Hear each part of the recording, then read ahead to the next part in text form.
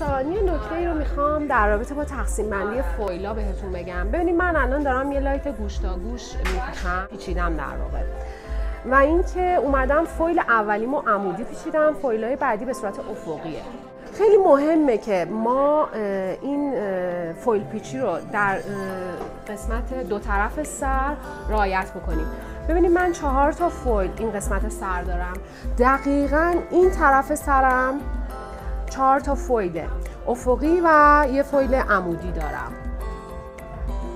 قسمت جلوی سر وقتی میخوایم لایت بپیچیم از قسمت شکستگی ابرو جدا میکنیم، این سمت و شکستگی ابرو این سمت هم جدا میکنیم. دقیقاً باید رعایت بشه تقسیم بندی.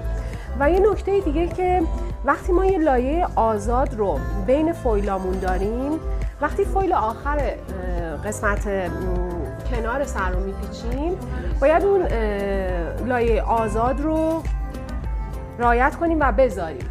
اگر این کارو نکنیم وقتی فویل پیچی جلو رو که انجام میدیم اون نظمی که باید تو لایتمون داشته باشیم از بین میره و ممکنه که اون لایتی که ما در فویل آخر پیچیدیم با این فویلایی که روی سر هستش، مستطیلی سر هستش، با همدیگه کنار همدیگه قرار بگیرن.